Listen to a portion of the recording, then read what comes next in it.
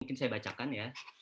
Yang pertama itu nanti setiap peserta diharapkan mengaktifkan mode mood pada akun masing-masing selama acara berlangsung.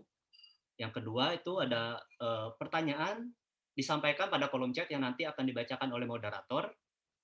Untuk itu mohon untuk tidak mengajukan pertanyaan secara langsung. Yang ketiga itu peserta harap mengisi daftar hadir yang telah disediakan di kolom chat. Lalu yang terakhir ada peserta mengaktifkan mode video pada sesi foto bersama di akhir acara. Mungkin untuk mempersingkat waktu, saya akan mempersilahkan kepada Ibu Ros untuk memberikan sepatah dua patah kata untuk memberikan kata sambutan. Waktu dan tempat dipersilakan Ibu Ros.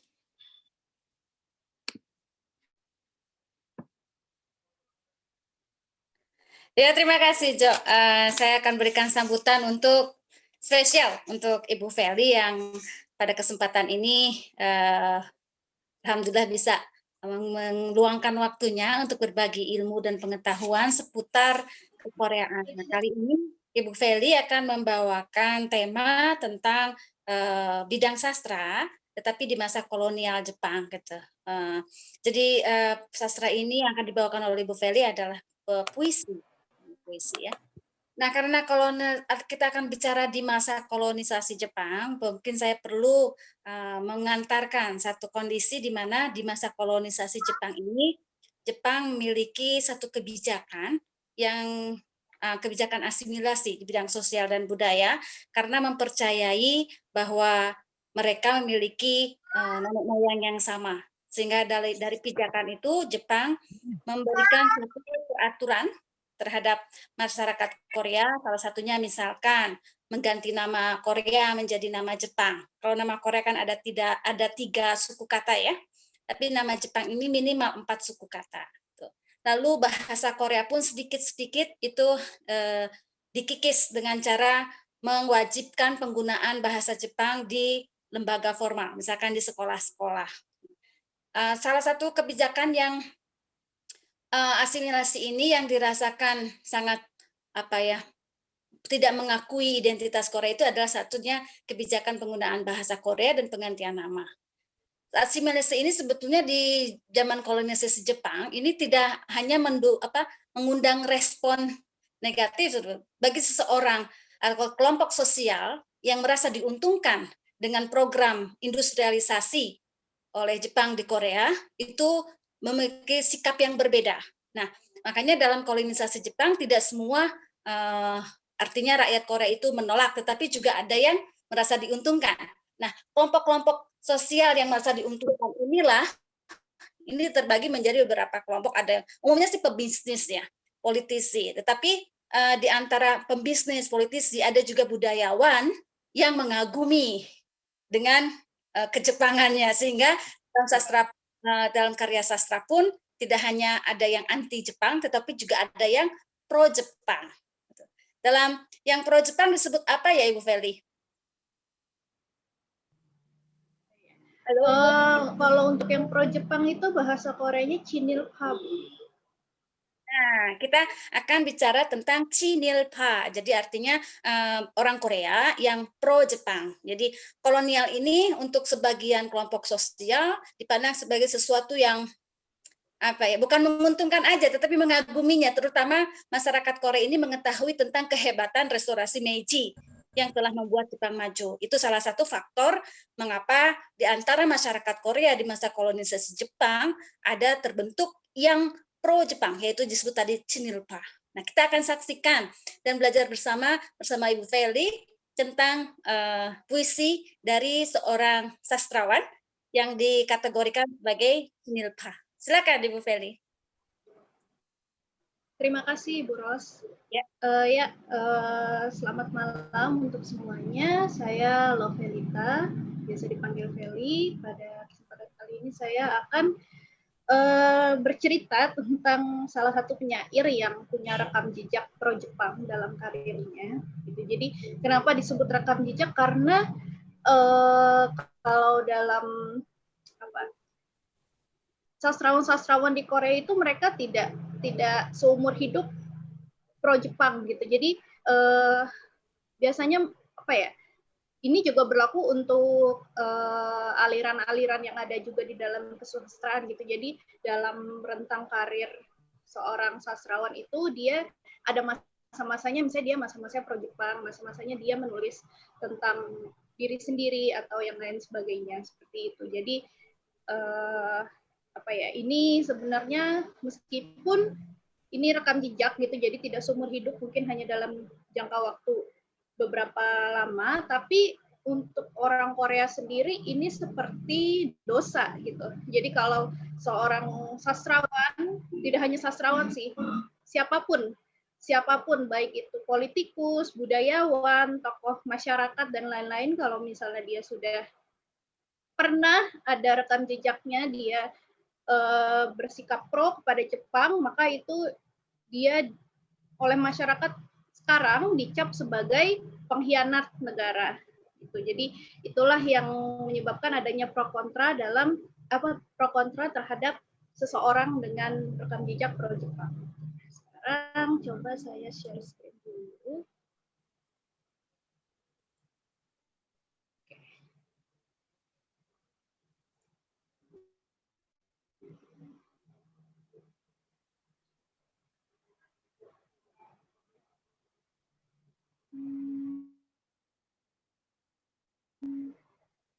Layar seperti ini agak hang.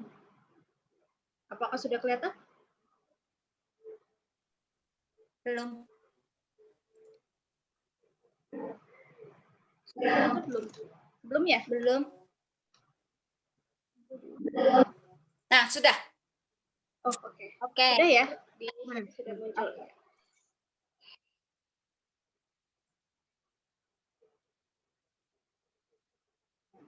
Propaganda Jepang dalam puisi No Chonmyong. Jadi sebelum masuk ke siapa itu No Chonmyong, lalu seperti apa propagandanya, mungkin seperti tadi sudah disampaikan oleh Ibu Ros. Jadi kita harus memahami dulu situasi Korea di bawah pendudukan Jepang saat itu. Itu tadi yang tadi sudah.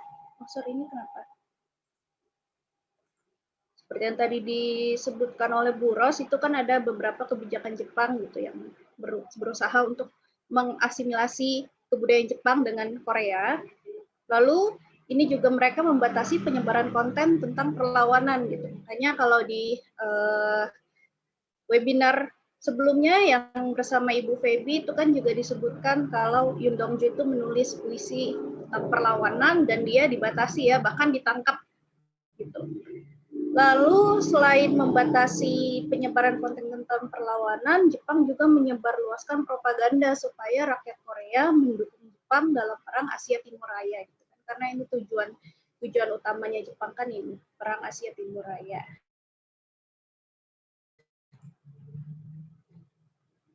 Lalu, nah, di sisi lain di dunia kesusastraan Korea saat itu pengaruh Barat dalam kesusastraan itu berkembang pesat gitu. Karena sebelum Korea dijajah Jepang itu kan mereka waktu masih zaman kerajaan Joseon itu kan sempat menerapkan politik isolasi gitu. Jadi menutup diri dari pengaruh asing. Nah, setelah politik isolasi dihentikan, lalu ada kejadian namanya open port, gitu. Pengaruh-pengaruh asing, termasuk pengaruh Barat itu kan masuk gitu semuanya ke Korea. Nah, itu mempengaruhi sekali dalam bidang kesusastraan gitu. Jadi bisa dibilang kesusastraan Korea saat itu berkiblat pada Barat. Lalu sastra digunakan untuk berbagai tujuan gitu. Jadi ada yang memang membuat atau menulis karya sastra murni. Sastra murni ini berarti dia menulis sastra untuk menunjukkan keindahan seni bahasa gitu. Jadi sastra itu benar-benar ditujukannya untuk estetika saja. Lalu ada juga yang menggunakan sastra untuk perlawanan, contohnya Yoon Dong-ju, Iutsa. Lalu ada juga yang propaganda, salah satunya adalah Chindilpa, yang tadi yang kelompok pro Jepang. Nah, sekarang untuk sastra propaganda di Korea. Sebenarnya kalau untuk sastra propaganda di Korea ini tidak hanya pro Jepang, tapi saat itu ada juga yang namanya aliran kiri atau pro Munhak. Jadi pro-nya ini dari kata proletarian gitu. Jadi kaum yang diperjuangkan oleh kelas masyarakat yang diperjuangkan oleh kaum sosialis gitu kan.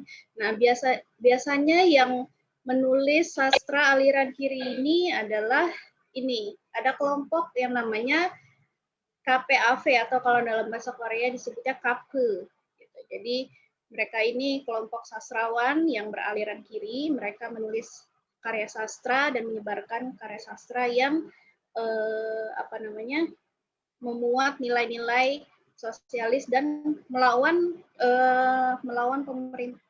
pendudukan Jepang juga sebenarnya, tapi dengan embel-embel sosialis. Gitu. Jadi ini memang cikal bakalnya nanti orang-orang yang di sini kebanyakan setelah Korea merdeka mereka pindah ke Korea Utara. Lalu yang kedua ini yang pro Jepang yang tadi disebut Chinilka. Jadi Chinnya ini Chinhada ya, akrab gitu.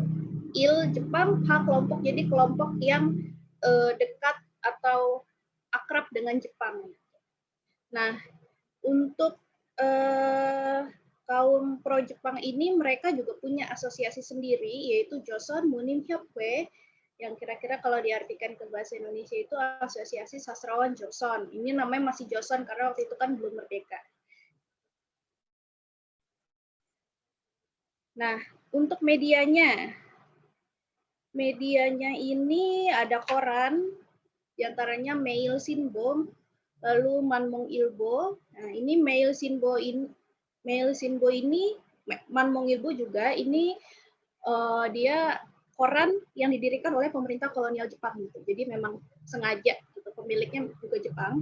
Lalu ada juga majalah sastra seperti Chunchu, Chogwang, ini juga punya Jepang. Jadi bisa dipastikan isinya pasti mengarah ke kepentingan Jepang ya. Nah, sekarang tadi kan udah medianya, sekarang kita masuk ke sastrawan pro Jepang atau Chinil Munin. Ada banyak sebenarnya, tidak hanya No Chonmyong, jadi dalam sejarah terutama yang bergabung dengan tadi Joseon Munin Hyokwe itu ada Choi Namson, ini bapak puisi modern Korea ya bisa dibilang karena dia pertama kali membuat puisi yang berkarakteristik puisi modern. Lalu ada So Jongju ini juga dia terkenal. Lalu ada Lee Kwangsu ini juga terkenal. Choi Jae-so dia kritikus. Lalu ada No Chonmyong, ada Mo Yoon-suk. Dan lain-lain, ada banyak.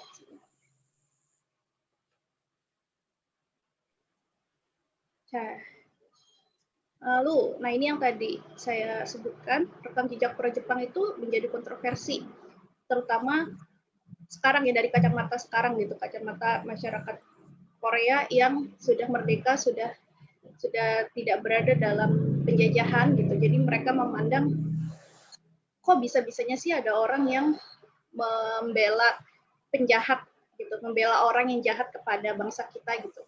Makanya jadi kontroversi dan dianggap sebagai dosa. Jadi kayak udah dicap, dan cap itu tidak bisa hilang gitu. Seperti sebuah dosa, dan itu juga berbuntut pada penolakan terhadap sastrawan pro Jepang. Penolakan di sini adalah jadi sastrawan-sastrawan seperti Choi Namson, So Jongju, Lee Kwangsu ini kan dia terkenal ya, dan pasti ada karyanya di buku teks bahasa dan sastra di Korea untuk anak sekolah. Nah, orang-orang yang menolak Chinil Munin ini, mereka merasa kenapa kita harus memperkenalkan orang-orang yang berkhianat seperti itu gitu. Kan masih banyak sastrawan yang lain gitu, perkenalkanlah atau pelajarilah sastrawan yang lain gitu. Ada juga yang ada juga yang meminta supaya karya sastra dari sastrawan pro Jepang ini juga ditampilkan yang pas bagian dia lagi pro Jepang gitu. Jadi jangan tunjukin bagian yang bagusnya ya, tapi buruknya juga ditunjukkan gitu. Ada yang berpendapat seperti itu. Jadi ada banyak kontroversi di sini. Nah, sekarang kita akan coba masuk ke Nochonmyeong. Nah, Nochonmyeong ini dia lahir di Hwanghae-do pada tahun 1911. Nah, nama lahirnya ini Nogison sebenarnya, tapi pada umur 6 tahun dia ganti nama jadi Nochonmyeong karena campak. Jadi orang Korea juga sama seperti orang Indonesia gitu. Kalau misalnya sakit atau apa dianggap kurang beruntung gitu, sering ada kesialan gitu, mereka ganti nama gitu. Jadi si Nochonmyeong ini karena dia sakit-sakitan namanya diganti. Lalu dia ini terlahir Katolik. Gitu. Lalu pendidikannya itu dia cukup tinggi untuk ukuran perempuan di zaman itu, yaitu dia kuliah di IHWA ya, di IHWA jurusan sastra Inggris. Lalu dia wafat di Padang pada tahun 1957. Sekarang ke penyairannya Nochonmyeong. Jadi Nochonmyeong ini dalam sejarah sastra Korea dianggap sebagai penyair perempuan pertama di Korea gitu. Jadi bukan di sini saya kasih tanda dalam kurung modern, maksudnya dalam kesusastraan modern Korea gitu. Jadi sebelum dia perempuan yang menulis itu dianggap tidak layak untuk menjadi dianggap sebagai penyair, dan baru dia yang dianggap layak gitu. Siapa yang menentukan layak atau tidaknya, kebetulan di Korea saat itu memang dunia sastranya didominasi oleh laki-laki gitu. Jadi mereka yang menentukan standar mana yang layak, mana yang tidak, dan kebetulan si Nochonmyeong ini dia jadi perempuan pertama yang puisinya dianggap layak untuk disebut puisi modern Korea. Nah, lalu dia ini sebenarnya menulis banyak, tidak hanya puisi, ada esai juga, ada novel juga, tapi karena kita akan membahas puisi, di sini saya tulis antologi puisinya itu dia 4 kali, ada 4 buku, yaitu pertama Sanhorim tahun 1938, lalu ada Changbyeon tahun 1945, Gyeorul Chodabomyo 1953, dan Sasume Nore 1958. Nah, yang terakhir ini bukunya diterbitkannya setelah dia meninggal.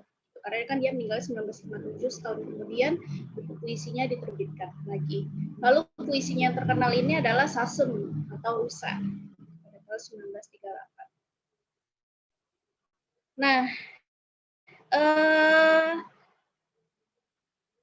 yang membuat Nochonmyeong ini terkenal itu adalah karena tema puisinya ini biasanya dia tentang kesendirian, nostalgia atau kontemplasi gitu. Jadi nostalgianya itu biasanya nostalgia tentang kampung halaman gitu. Tapi meskipun tentang perasaan, karyanya itu dianggap brilian karena tidak melankolis gitu, atau berlebih-lebihan dalam mengekspresikan perasaan gitu. Jadi tidak terlalu emosional gitu.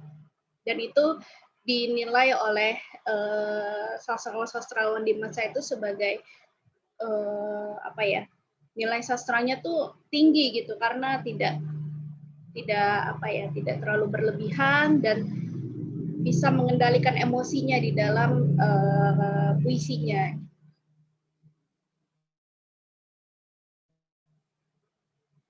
Nah, sekarang kita akan lihat sekilas riwayat hidupnya Nochonmyeong. Jadi dia di masa kecilnya ini dia ini yatim piatu, tapi tidak langsung sekaligus. Jadi ayahnya itu meninggal saat usianya 7 tahun. Lalu karena ayahnya meninggal, dia kan tinggal sama ibunya dan saudara-saudaranya gitu. Nah, karena ibunya tidak punya uang, jadi ketika umur 8 tahun mereka sekeluarga pindah ke Seoul, tinggal di rumah bibi atau saudara perempuan ayahnya gitu.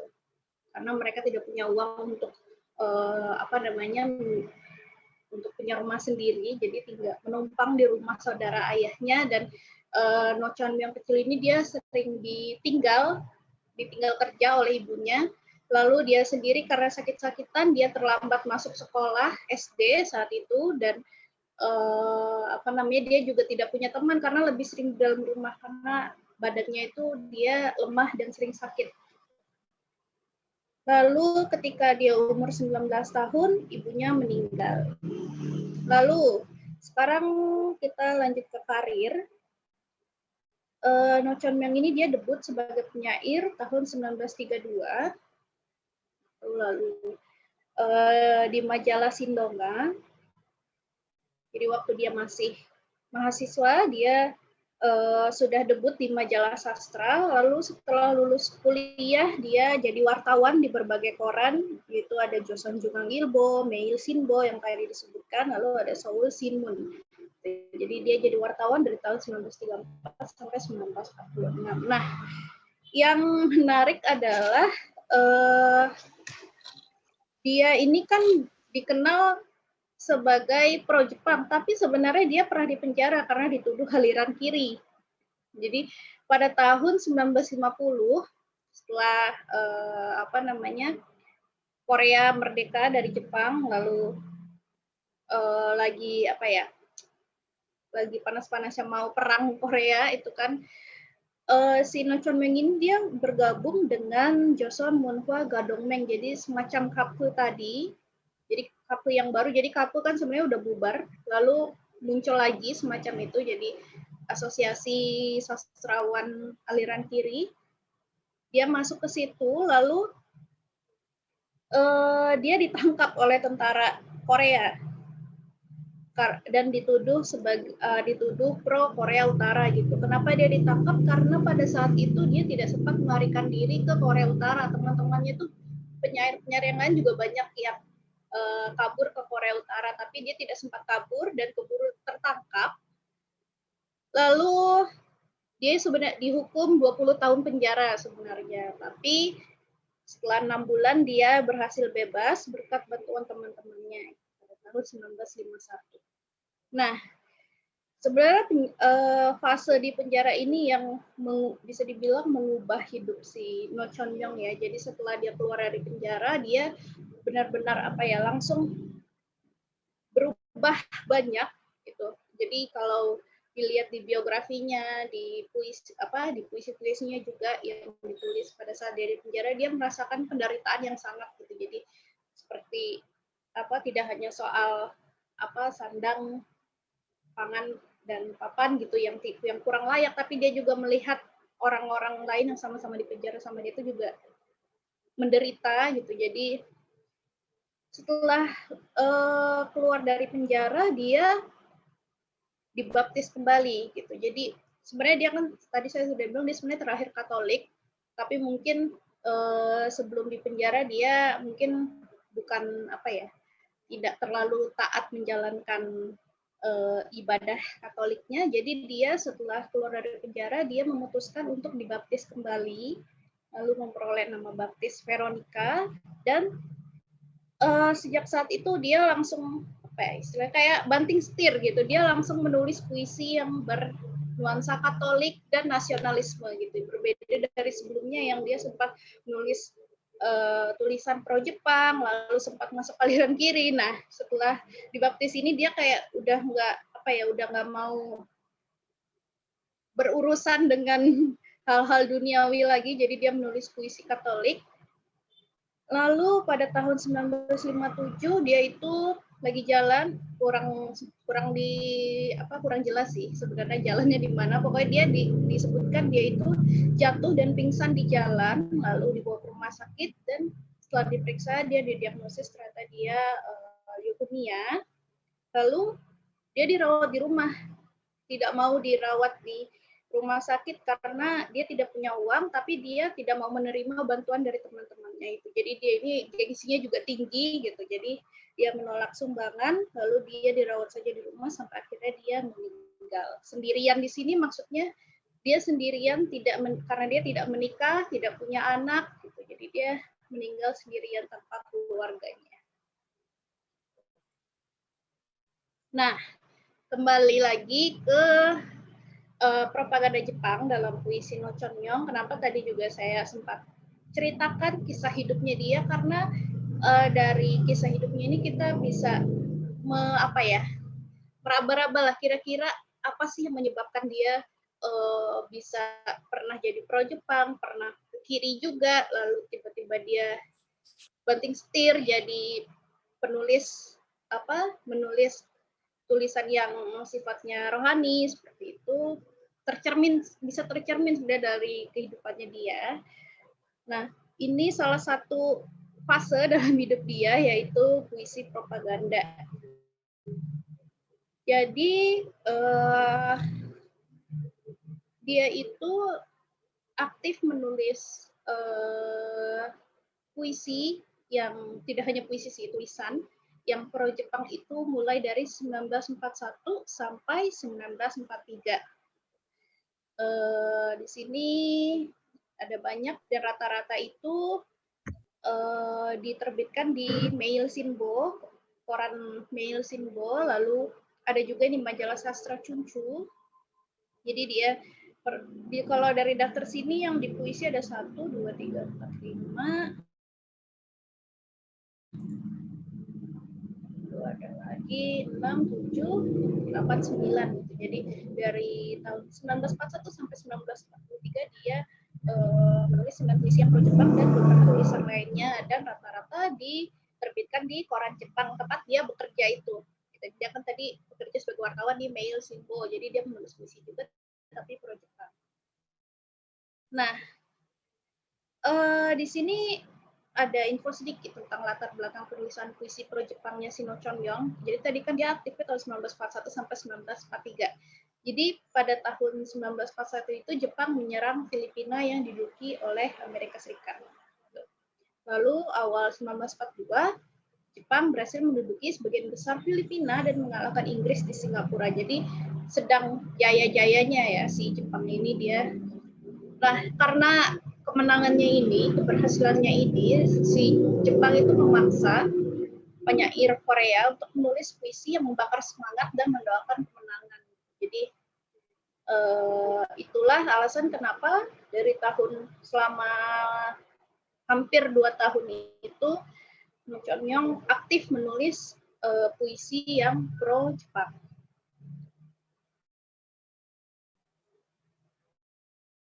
Nah, sekarang kita akan bahas beberapa puisinya No Chonyong yang tentang yang bertemakan pro Jepang. Yang pertama ini ada Singgapol Hanak, penaklukan Singapura. Nah, tadi ya kebetulan ada fakta sejarahnya juga.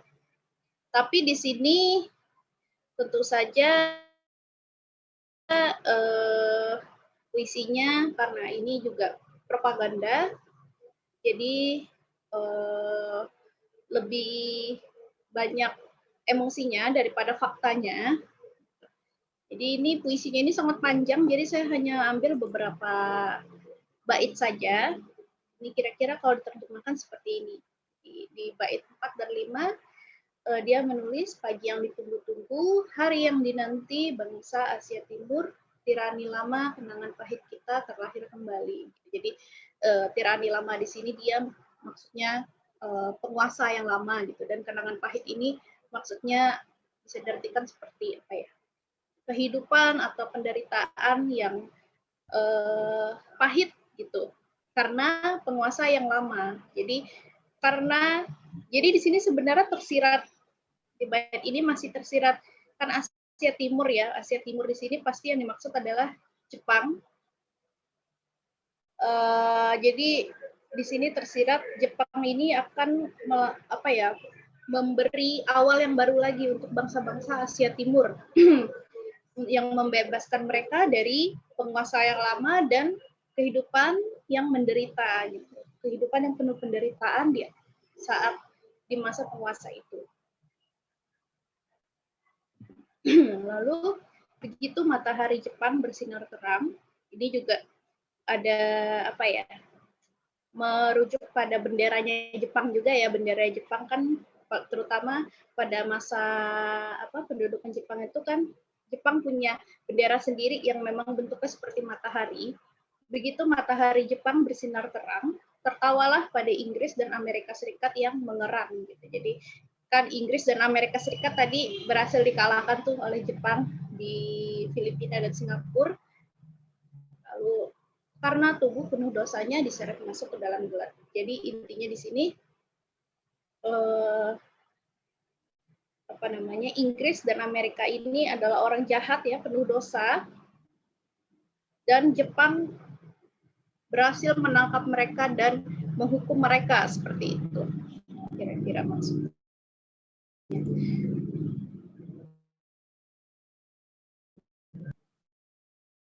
Langsung ke terjemahannya saja. Ini di bait 8 dan 9. Hari ini kawasan kemakmuran Asia Timur Raya berdiri. Pagi ini Anglo-Saxon ditendang dari sudut-sudut Laut Selatan. Nah, ini kan kawasan kemakmuran Asia Timur Raya ini memang agenda yang dimiliki Jepang saat itu, lalu Anglo-Saxon ini merujuk pada Inggris dan Amerika, jadi mereka berhasil ditendang. Lalu terakhir, sambutlah uluran tangan kami yang penuh kasih. Nah, di sini memang sebuah kontradiksi ya, karena kalau kita lihat juga dari sejarah, saksi-saksi sejarah juga sering bercerita kalau pendudukan Jepang itu bukan sesuatu yang bukan sesuatu yang lembut atau penuh kedamaian gitu. Justru kan banyak penyiksaan gitu, banyak. Mungkin di webinar Hanguksa sebelumnya juga sering diceritakan kan bagaimana Jepang menyiksa orang Korea gitu. Tapi di sini justru dia menulis sambutlah uluran tangan kami yang penuh kasih gitu. Kepada ini dia bilang kepada Singapura. Gitu. Jadi Singapura udah bebas dari tadi Inggris dan Amerika Serikat, lalu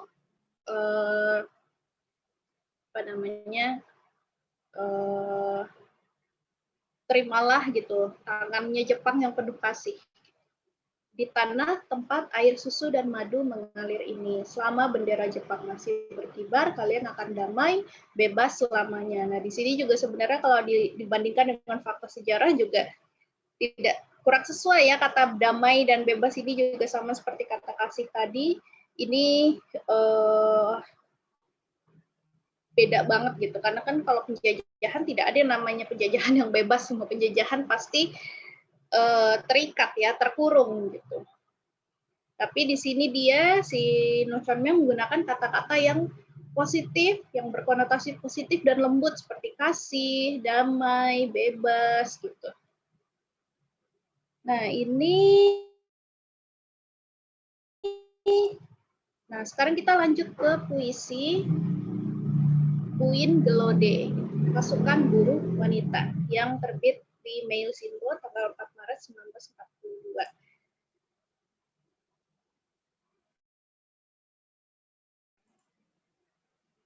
1942. Ini kebetulan puisinya hanya 4 bait, jadi bisa saya tampilkan semuanya.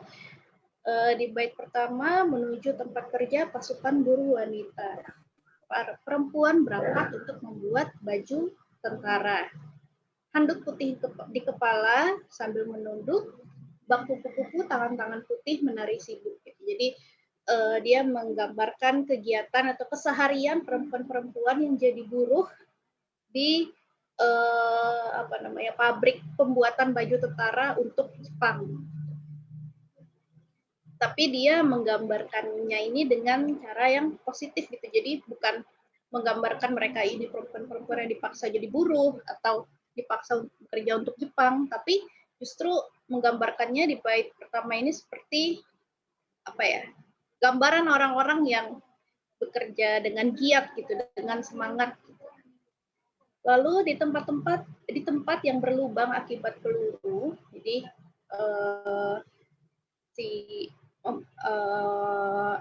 buruhnya ini juga memperbaiki baju yang rusak. Jadi ada baju yang bolong oleh peluru, itu diperbaiki. Dia di sini maksudnya buruh wanita, menyentuh dan melihat lebih dekat. Lalu seketika terbayang adegan tertembak, air mata panas menggenang di mata. Nah, di sini terlihat kalau No Chon Myung berusaha mengglorifikasi gitu, mengglorifikasi perang gitu. Jadi peluru adegan tembak-tembakan itu adalah sebuah perjuangan gitu. Jadi saat buruh ini melihat ada lubang bekas peluru, dia merasa terharu, merasa sedih gitu, sehingga air mata panas menggenang. Selanjutnya, ini bait ketiga dan keempat. Sebutkan juga doa supaya menang perang tersemat di setiap jahitan. Jadi setiap buruh itu sambil menjahit, mereka terus berdoa supaya pasukan yang bajunya sedang dia jahit ini menang dalam perang bersama Jepang. Gitu. Lalu jarum bergerak dengan tegak. Lalu, wahai kalian yang pergi mempertaruhkan kehormatan Jepang, bertempurlah dengan luhur, berilah kontribusimu. Di sini juga dia mengglorifikasi perang gitu. Jadi perang itu untuk kehormatan gitu. Bertempurlah dengan luhur, berilah kontribusi. Kontribusi kepada siapa? Untuk Jepang. Karena Jepang akan menolong kita. Jepang adalah saudara kita gitu. Jadi kita harus ikut memberikan sesuatu gitu. Lalu ketulusan indah dari kakak perempuan dan ibu yang memikirkan negara. Hari ini pun mekar jadi bunga di atas tumpukan baju tentara. Jadi secara garis besar bisa kita lihat puisi ini menggambarkan kontribusi perempuan dalam perang gitu. Memang perempuan kan tidak ikut perang, tidak ikut bertempur, tapi mereka memberi kontribusi dalam bentuk yang lain. Salah satunya di pabrik pembuatan baju tentara. Kalau untuk dilihat dari dibandingkan dengan kondisi sosial saat itu, di mana perempuan memang kegiatannya cenderung pasif dibanding laki-laki, itu lebih terbatas dibanding laki-laki. Di sini memang Noh Chon-myong menyuarakan kalau perempuan juga bisa melakukan sesuatu gitu. Tapi memang konteksnya dia mungkin kurang tepat karena dia justru mendukung perempuan-perempuan supaya melakukan sesuatu atau memberi kontribusi kepada musuh negara gitu, bukannya kepada negaranya sendiri. Nah, lalu ada puisi selanjutnya, judulnya Nime Burusime Batel Poso atau menerima panggilan Tuan. Nim di sini sebenarnya kalau dalam bahasa Korea bisa berarti kekasih gitu, tapi di sini saya pakai terjemahan Tuan karena mengambil sudut pandangnya si penyair yang perempuan.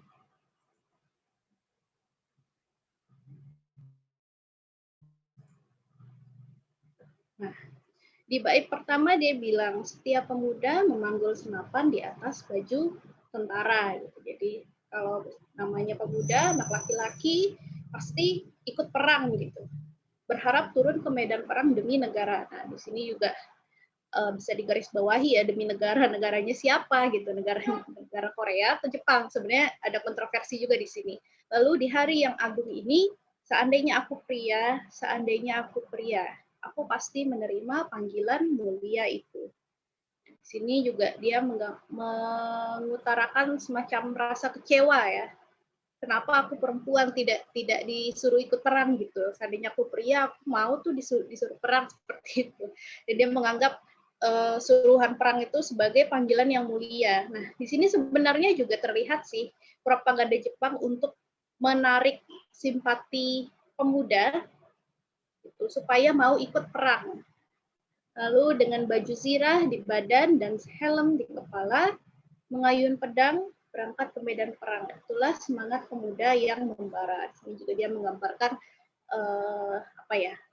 semangat gitu yang berapi-api.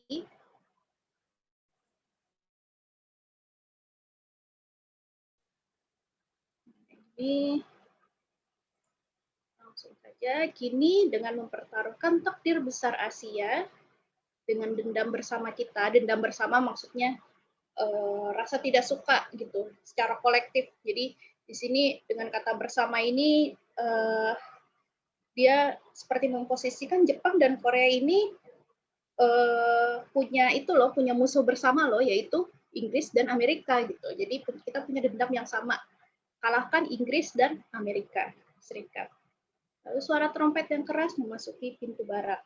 Setelah sekian lama, akhirnya seluruh pelosok lembah dan desa di negeri ini berguncang dalam gegap gempita. Nah, di sini dia menggambarkan kemenangan yang diperoleh oleh Jepang karena orang Korea mau membantu Jepang, lalu bersama Jepang sukses mengalahkan Inggris dan Amerika.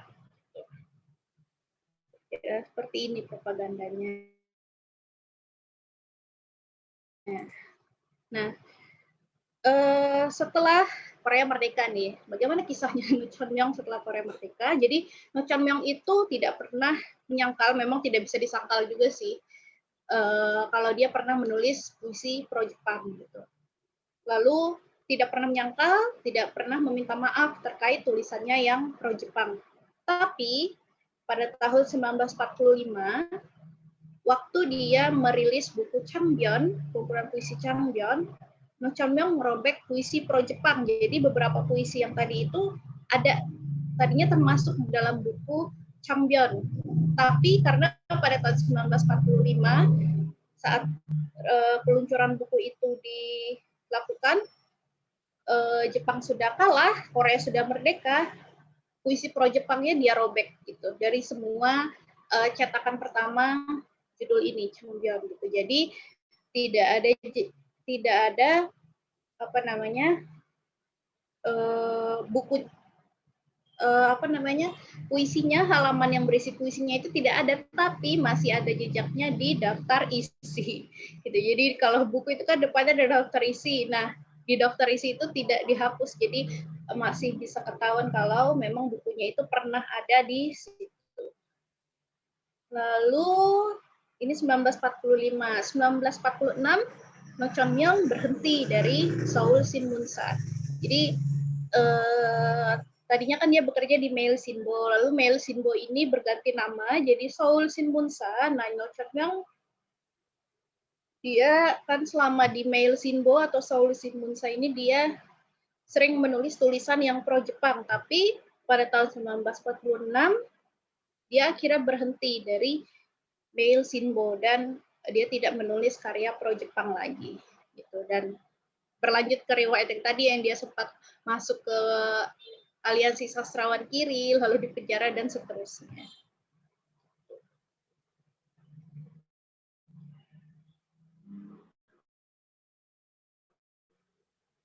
Ini referensi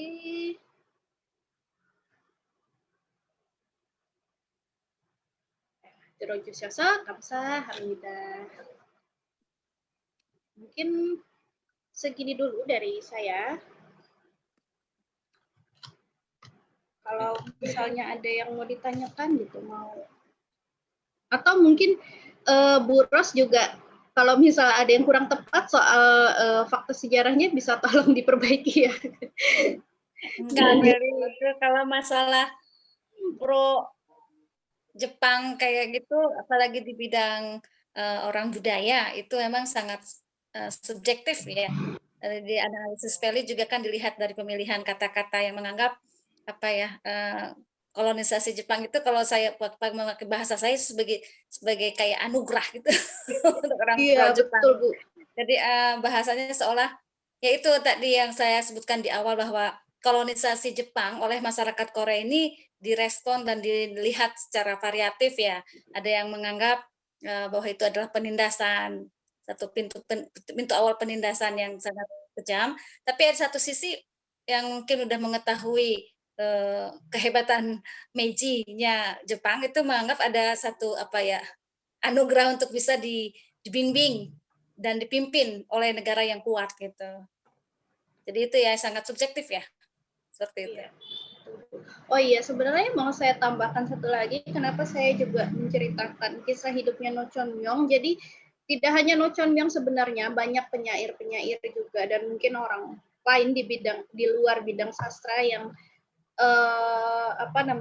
sempat bersikap pro Jepang itu mereka tidak semuanya melakukan itu karena mereka mau, karena mereka suka Jepang, tapi ada juga yang karena memang keadaan gitu. Sebagai contoh, si Noh Chon-myong ini kan dia memang hidupnya selalu sendirian kan, dia tidak menikah gitu, dia yatim piatu gitu, dia sangat mandiri dan dia memilih untuk pro Jepang bisa jadi untuk melindungi dirinya sendiri gitu. Jadi dia dan kalau dilihat juga kan setelah dia pro Jepang dia sempat ke kiri juga, terus dia beralih ke Katolik gitu. Jadi banyak yang bilang No Chonmyong ini dia bukannya tidak murni karena dia suka Jepang, tapi karena dia oportunis, Bu. Gitu. Iya, Jadi betul, betul. jadi Jadi dalam bisa politik kolonial ini emang opportunities itu ada kelompok itu. iya, Jadi saya setuju dengan kata yang Feli katakan tadi, pemilihan katanya itu jejak gitu kan. Itu hanya sebagai jejak di mana sikap pro ataupun kontra itu tidak selamanya gitu. Jadi ada jejak-jejak di masa lalu yang dia lakukan, sehingga jika ada jejak yang menjadi cinalpa justru menjadi apa ya, yang disorot oleh masyarakat Korea karena yaitu nasionalisme masyarakat Korea. Seperti hanya dalam kaum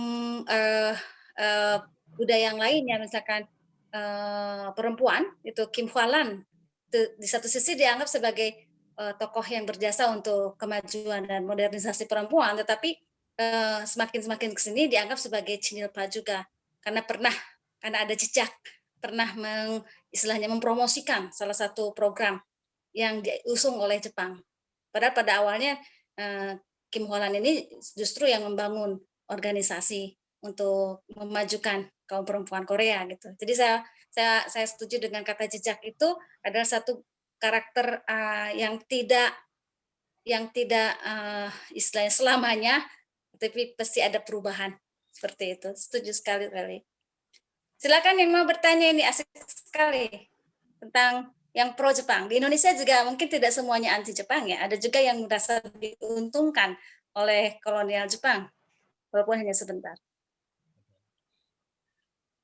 Oke, mungkin ini ada satu pertanyaan dari Kak Florian. Mungkin bisa saya bacakan.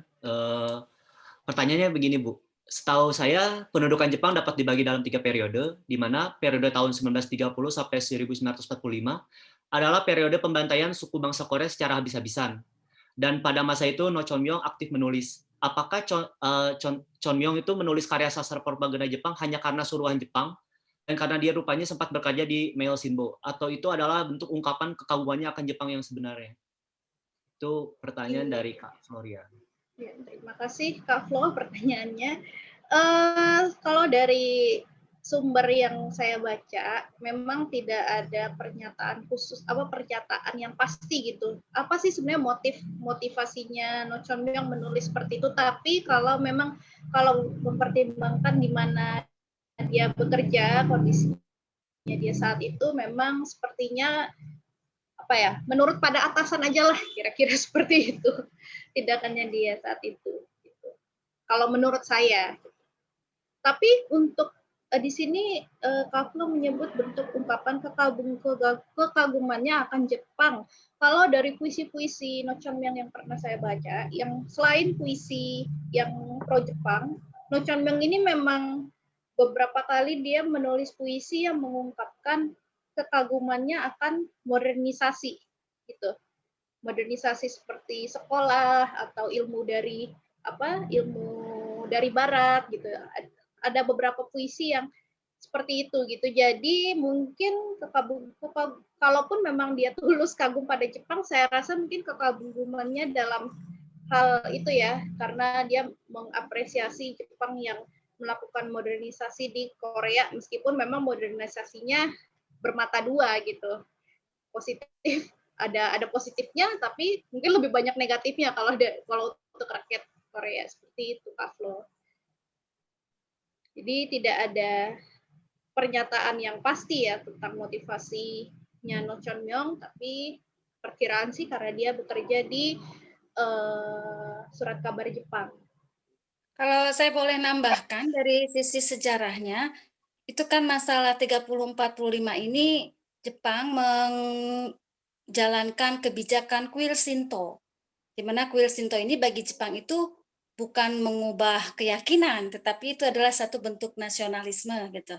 Jadi masyarakat Korea beragama apapun diwajibkan untuk melakukan atau mengikuti festival atau perayaan Shinto di kuil-kuil yang dibangun di waktu itu. Dan ada 3 kelompok yang terbentuk. ada Kristen yang menolak, ada Kristen yang mengambil aman. Imamnya juga menganggap ya udahlah demi keamanan umatnya dia mengikuti secara terpaksa. Tetapi ada juga yang mengikut gitu. Karena tidak karena memahami dengan bahwa kuil Shinto ini memang tidak akan mengubah keimanan dia sebagai orang Kristen seperti itu. Begitupun dengan Buddha, gitu ya. Jadi mungkin dari segi sejarah itu ada faktor keterpaksaan. Nah, si penyair yang dibilang Feli itu Kristen bukan? Katolik Bu dia. Nah ya, mungkin salah satu termasuk ke dalam Kristen yang merasa dengan terpaksa gitu, seperti itu. Karena ada 3 kelompok itu ya. Bisa jadi sih Bu, apalagi dia baru aktif menulis puisi Katolik setelah Korea merdeka kan. Baru seperti apa ya? Seperti baru berani mengeluarkan jati dirinya yang sesungguhnya gitu, bisa dibilang.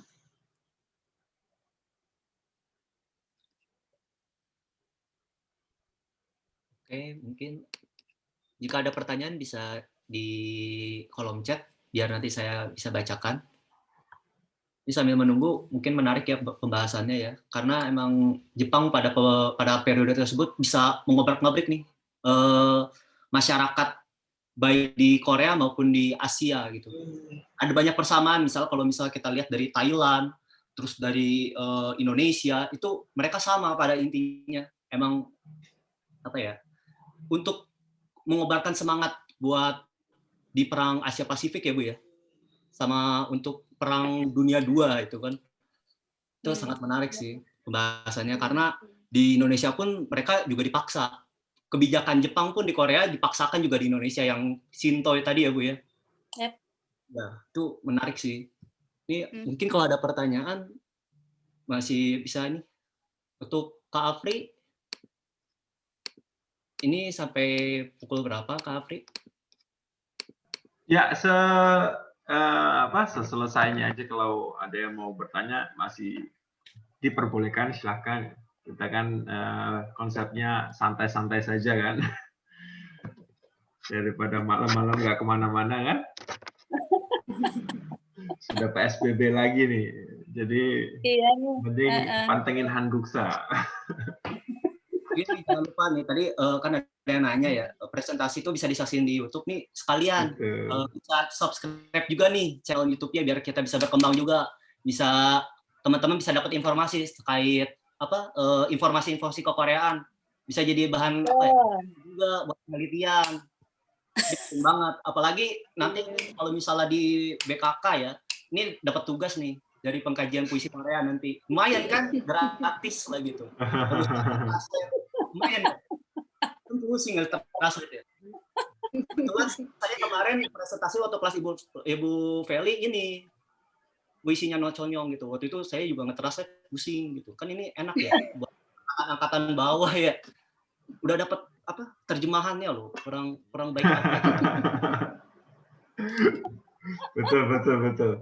Ini bisa jadi satu inspirasi ya. Kita udah 7 kali tayang nih, udah banyak. Tapi banyak dari mahasiswa saya yang menyerap poin-poin yang dibahas selama Hanguksa. Jadi tidak hanya satu presentasi gitu. Saya kan juga memang membuat satu stimulus bagi mereka dalam bentuk pertanyaan-pertanyaan di kelas itu. Jadi saya baca, alhamdulillah udah paham ya. Sekarang kayak pembahasannya Bang Flo tentang istana, juga pembahasan dari Ibu Loli juga sama gitu, ada pembahasan tentang kolonial Jepang dan masalah isolasi ke Korea juga. Saya senang sekali, artinya ya mereka juga mendapatkan seperti yang dikatakan Jo gitu kan ya Jo, free dan dapat satu pengetahuan yang lebih luas, tidak hanya di kelas. Kita lagi ngajain TA ya Bu ya, siapa tahu dapat inspirasi ya. Oh ini ada pertanyaan dari Margaret, katanya kalau Ibu Feli secara pribadi, subjektif berarti ini Bu, Ibu Feli suka atau tidak sama puisi-puisi No Chonyong, dan bagaimana Ibu Feli itu mengapresiasi puisi tersebut? Pertanyaannya seperti itu. Iya, jadi kebetulan No Chonyong ini memang bahan tesis saya. Jadi mau tidak mau saya memang membaca semua puisinya, dan secara pribadi sih saya suka puisinya yang awal-awal gitu. Jadi di awal-awal dia debut kan dia banyak bercerita tentang kesendirian, tentang nostalgia kampung halaman, nostalgia masa kecil seperti itu. Lalu apa kontemplasi gitu, bagaimana dia melihat dirinya sendiri ke dalam gitu, dan apa yang dia rasakan terhadap dunia luar gitu, tapi dengan cara yang bisa dibilang orang Korea tuh menjelaskannya secara apa ya, cara yang dingin gitu, bukan cara yang emosional, bukan cara yang apa perasaannya tumpah-tumpah gitu, enggak gitu. Jadi si No Chon-myung ini dia seperti itu, dia menyampaikan emosi tapi dengan dingin. Nah, saya cukup suka sih dengan puisi-puisinya yang seperti itu kalau secara subjektif ya. Dan memang saya akui puisinya dia setelah dia apa namanya, dia keluar dari penjara, lalu dia menulis puisi tentang apa, ada yang tentang nasionalisme gitu, jadi tentang Korea, lalu tentang ajaran Katolik itu memang, dan kalau dilihat juga dari puisi-puisi yang pro Jepang ini apa ya, beda rasanya gitu. Jadi mungkin karena udah jelas, udah ketahuan maunya ngomongin apa, jadi kayak kurang seru gitu.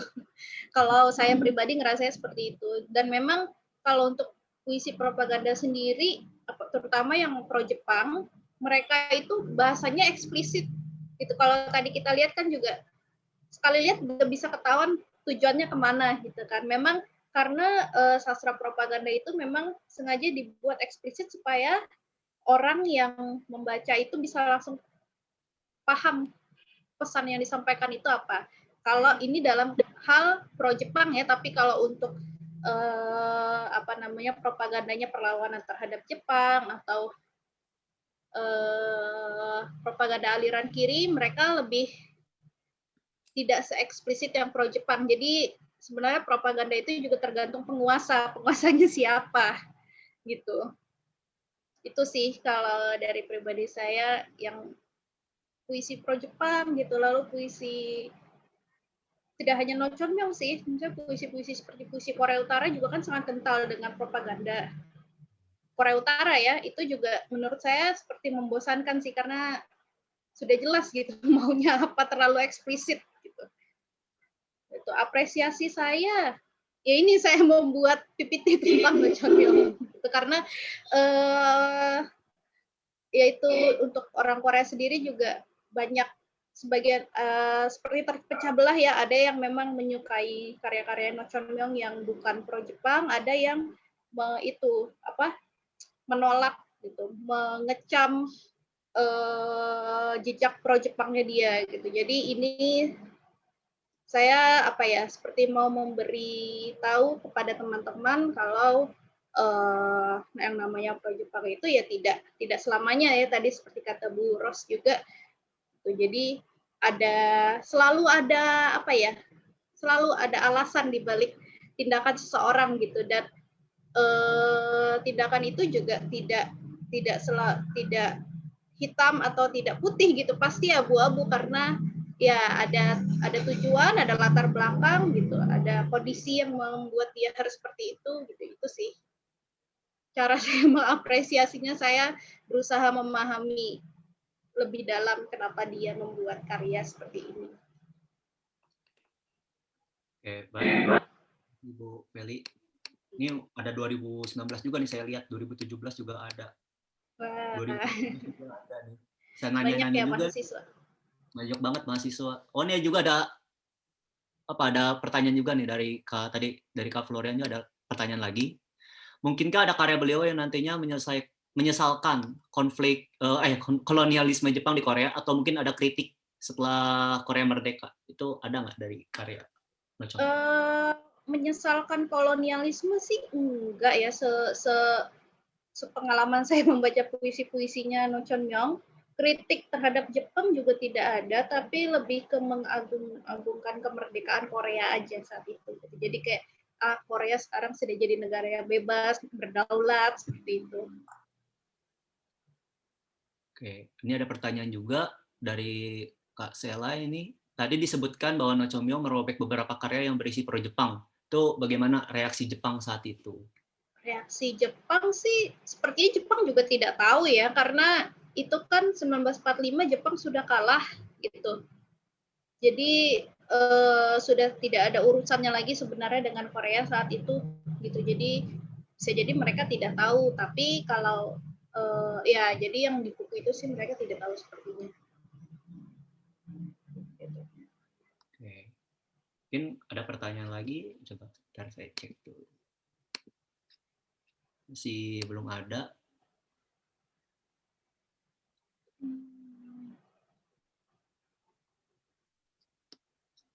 Mungkin dari teman-teman atau dari ini saya lihat juga ada dosen ya, ada dosen dari beberapa dosen, mungkin bisa memberikan pertanyaan gitu.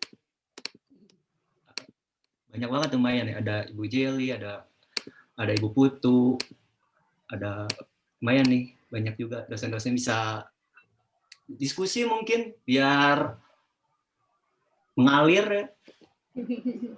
Kalau saya dengarkan dari penjelasan Feli tadi, bahasa-bahasa yang dalam puisi ini ya bisa dianalisis tidak hanya di bidang sastra ya, tetapi juga di bidang linguistik. Bagaimana diksi itu memperlihatkan misalkan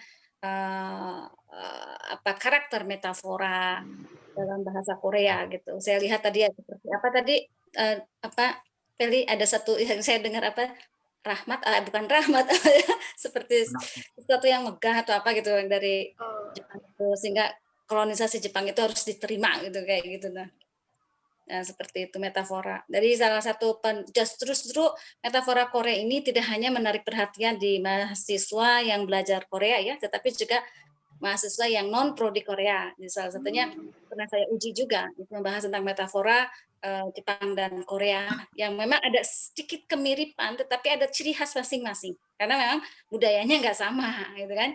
Jadi asimilisasi Jepang itu memang benar-benar propaganda aja, jadi keyakinan Jepang aja itu dapat dibuktikan di sana.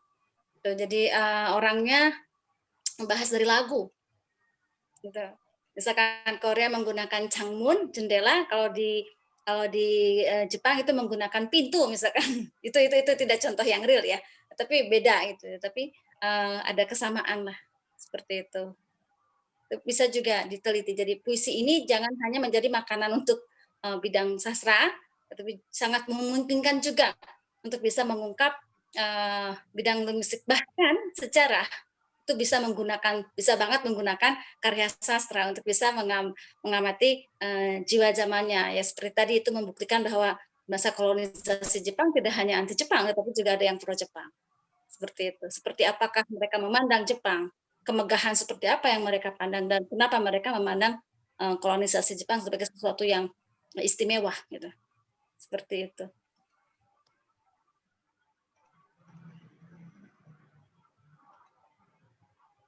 Oh, tuh perkuat juga tuh tadi sama Kak Margaret, suka sejarah karena sastra, Bu. Berarti sastra itu impact-nya gede banget ya, Bu ya. Besar banget ya. Ayo nih teman-teman, kalau misalnya masih ada yang mau bertanya, mungkin bisa di kolom chat. Bisa nanya apa aja gitu. Oh, ini ada dari 2018 nih. Maitri. Wah, 2019, sorry. Ada dari 2019. Ingin bertanya katanya mengenai karya-karya yang diceritakan No Chomyo pada saat itu, bagaimana reaksi masyarakat Jokson? Apakah masyarakat terdampak propaganda dari isi puisi-puisinya? Terima kasih, Bu. Apakah terdampak atau enggak? Reaksi masyarakat Joseon ya, kalau terdampak, saya kebetulan di sumber yang saya baca hanya menyorot dari sudut pandang penyairnya, tidak menyorot efeknya dalam masyarakat. Tapi saya pikir propaganda memang ada itunya ya, ada perannya dalam membentuk citra penguasa, itu penguasa yang sedang dipropagandakan. Jadi mungkin itu juga bisa mendorong atau apa ya, membuat masyarakat Korea percaya gitu, sebagian pasti ya, karena kan ada yang melawan juga gitu. Sebagian untuk percaya bahwa Jepang memang benar-benar akan menolong Korea. Jadi Kalau terdampak atau tidaknya, saya tidak tahu, tapi kalau dilihat dari tujuannya sih memang untuk memberi citra yang positif tentang penguasa yang sedang dipropagandakan. Terima kasih, Bu. Berarti ada hubungannya, Bu, ya, sama yang gerakan 3A mungkin ya. Di Korea pun berarti Jepang menggunakan propaganda kayak gitu ya, Bu, ya? Iya. Menarik. Cuman mungkin kalau di Indonesia bukan puisi ya yang berkembang. Ya, Saya bukan puisi, Bu. mungkin iya gitu. Biasanya cerita Kebetulan berseri. Kenapa? Cerita berseri. Mereka di Iya. Jawa Baru diterbitin banyak banget karya-karyanya. Cerpen, lebih banyak di cerpen. Ini juga ya karena itu ya, justru kalau pas masa Jepang justru puisi itu yang terkenal justru yang perlawanan ya, seperti Hairil Anwar gitu ya. Hairil Anwar. Beda negara, beda karakternya. Beda karakteristik, benar. Malah kalau di Indonesia, kalau misalnya boleh sedikit nyinggung, itu rata-rata malah orang Jepang yang datang, Bu, yang tulis di koran. Malah Langsung ya. Langsung sama orang Jepang gitu. Lucu banget nih katanya. Tapi ini menarik sih, saya jadi ingat seminar waktu itu dengan Bu Ros yang tentang Jepang di Indonesia gitu kan. Ternyata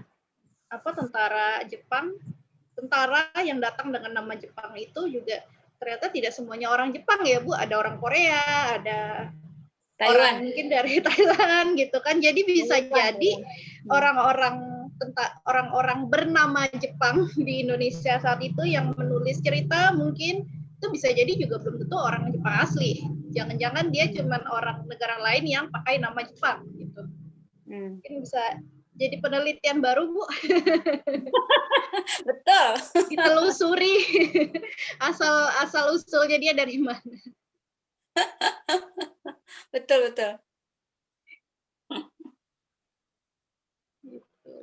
Kalau misalnya udah nggak ada pertanyaan, mungkin bisa ditutup kali ya. Kalau misalnya ini, mungkin kita tunggu ya. 5 menit kali, Kak, ya. Kalau misalnya nggak ada pertanyaan, kita foto dan sesi foto ada nggak nih, Kak? Ya, ada sesi foto. Oke, bisa foto plus nanti kita tutup. Sambil promosi dulu deh, 2 minggu lagi kita akan ada Hankook Saiyagi ke-8, tanggal 28, dengan narasumbernya Amel, angkatan 2016, soal apa ya, Bu, kemarin sejak peran perempuan dalam Perang Korea ya. Saya lupa. Ya, nanti jangan lupa. Lalu subscribe kita punya YouTube dan IG, dan jangan lupa juga follow Indonesiana dan Koreana. Ini ada pemiliknya nih, Kaflo nih. Itu partner setia kita. Sama-sama bermisi untuk membagikan studi Korea dan studi Indonesia, vice versa. Untuk orang Indonesia khususnya studi Korea ya, Gaplo. Pantengin juga di sana juga ada webinar-webinar seru, khususnya tema-tema di luar sejarah tuh. Oke, kalau nggak ada mungkin kita boleh buka semua videonya bagi yang sedang tidak berhalangan dibuka videonya. Kita foto sebelum kita akhiri sesi hari ini.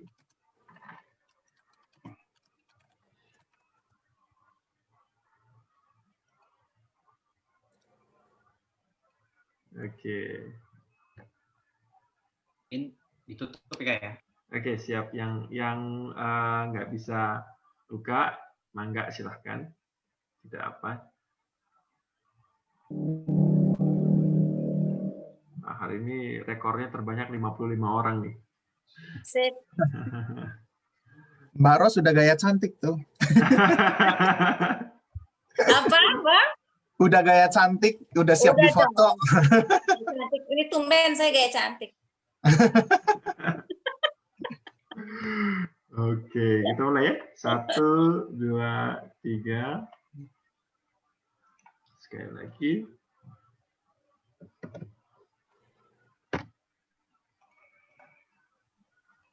Oke, 1, 2, 3. Oke.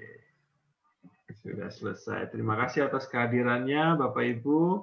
Semoga acara ini bermanfaat untuk kita semua. Terima kasih Jo, terima kasih Kak Feli, terima kasih Bu Ros, Bang Flo, dan semua. Kak Jeli, Kak Putu, Ya. Bu Usmi tadi, Kak Mega, dan teman-teman BKK. Jangan lupa di-like, di-subscribe Koreana dan Hanguksa Iyagi. Kita bertemu lagi di acara 2 minggu lagi tanggal 28. Baik. Terima kasih, selamat malam. Malam. Selamat malam semua. Terima kasih Feli. Terima kasih, Fel. Terima kasih Semoga Jo, bermanfaat. Afri, Bang Flo, Mega ya. Ya. Saya pamit.